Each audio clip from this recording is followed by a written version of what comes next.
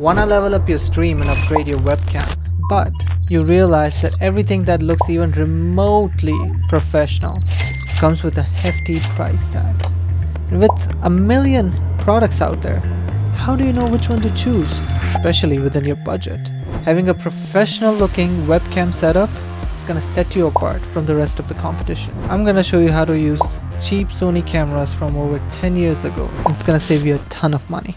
Now let's discuss why you should buy this and not the other things on the market, and why they just don't cut it when it comes to camera quality. Traditional USB webcams, no matter what brand or how much money you dump on them, have three major problems: low quality, low brightness, grainy images. Number two is banding and an irregular frame rate. And number three, which is the biggest turn off for me, is the inability to change a lens and get that buttery smooth depth of field in the background because of a small sensor size. To eliminate these problems, you need a sensor size of an APS-C at the minimum, or a full frame in an ideal situation. Traditional webcams have none of that. Well, full frames are out of the question because they're too expensive, but the Sony NEX lineup cameras. Now these cameras are little gems from a decade ago, and they pack a heavy punch. In fact, I'd argue they're punching above their weight class, which will make you look amazing on stream. Don't believe me? I'm shooting on one right now, but I have 1, 2, 3, 4, 5, and 2 more that I've given away to friends just because I love them so much. So which cameras are we looking for? The cameras that you can buy which will work are the NEX5N, the NEX5R, the NEX6, and the NEX F3. These are the cameras that are personally verified and are working. The NEX5T and NEX7 will most likely work, as well as the NEX3N. I have an NEX3N. The reason why I'm saying that this one has a weird recording counter that stays on 0 seconds, because it's not really recording anything throughout the whole webcam situation that you get it to work with. And until someone finds a way to remove that counter from the screen, it's not very usable. But the cameras to absolutely avoid are the NEX3, the NEX5, and the NEX-C3. These cameras have an older SoC, or the processor architecture, which does not allow them to use this update of shell hack that we're gonna use. Interestingly, there's a much bigger list of cameras that use the same SoC or the architecture of the processor. Means a lot of the weird old Sony point and shoot cameras that you might just have lying around your house and are useless can be hooked up to a PC, given that they have a HDMI output port on them. You can check out all the cameras in the Google Sheet document that I've linked in the description, along with the rest of the links. So do your own research, and if you have a camera lying around that you want to use, that can also work as a webcam. Now just to note, any cameras that say the NEX5NK or the 5ND or the 5NC, these extra added letters at the end of a camera does not mean it's a different model of the camera. It's just the bundle that it was sold as that had a kit lens, a flash, or a microphone along with the camera body itself. So these letters added at the end of a camera name doesn't mean anything. Avoid them. The base camera is still the same camera. Now before we start, you're gonna need 3 things. You're gonna need an HDMI capture card, an HDMI cable, either a mini HDMI or a micro HDMI, and a dummy battery. Now once you have all of these things, you're gonna need a place to mount the camera, a tripod, or a desk mount, all of which you can find on Amazon. Once you have everything ready and set up, let's update the camera so it can work as a webcam with your PC. Now before we begin, I want to give a shout out to Leonardo Coutinho.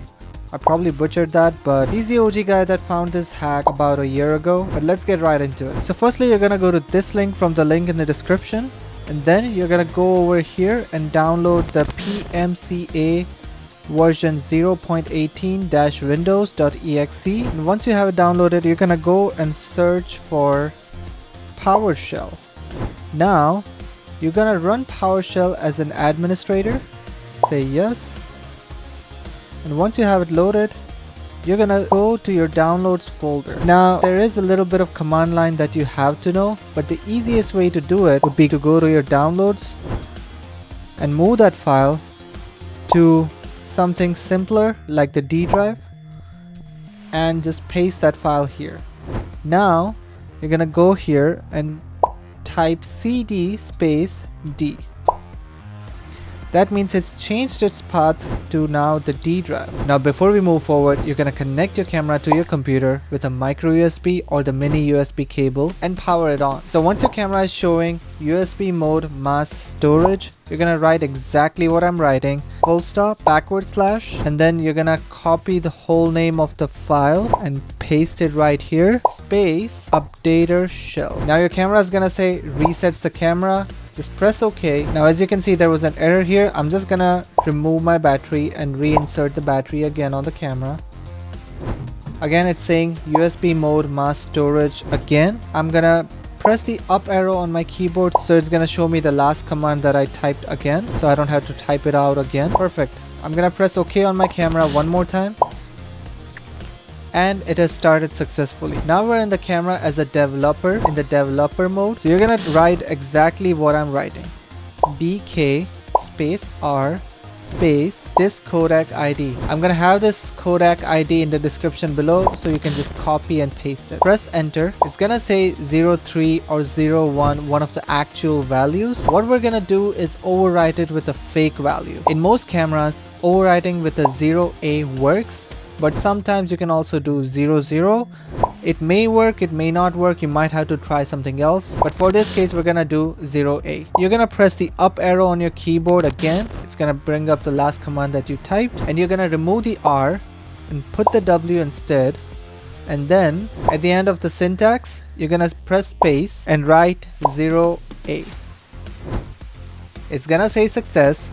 Now you're gonna press up arrow on your keyboard twice to get the BK read the codec, and it's gonna return you with a value of 0A. That means we've overwritten the codec successfully.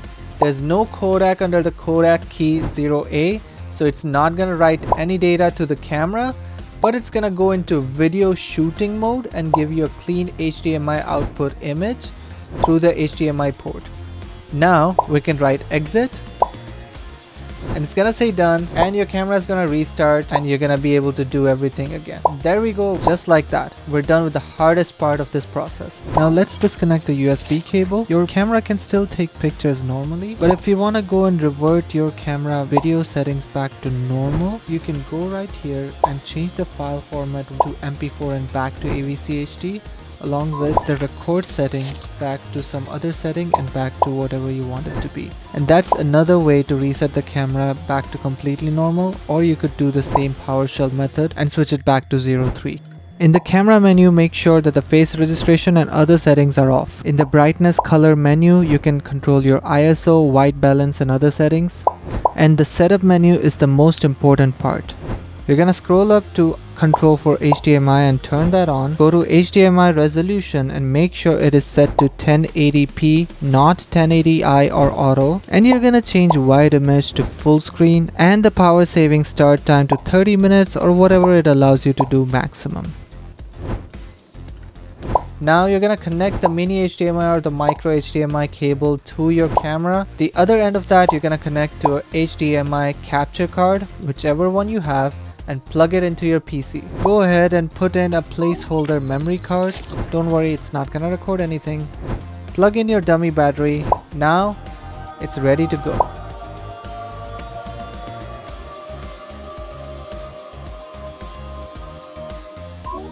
So go ahead and turn on your camera, press the record video button,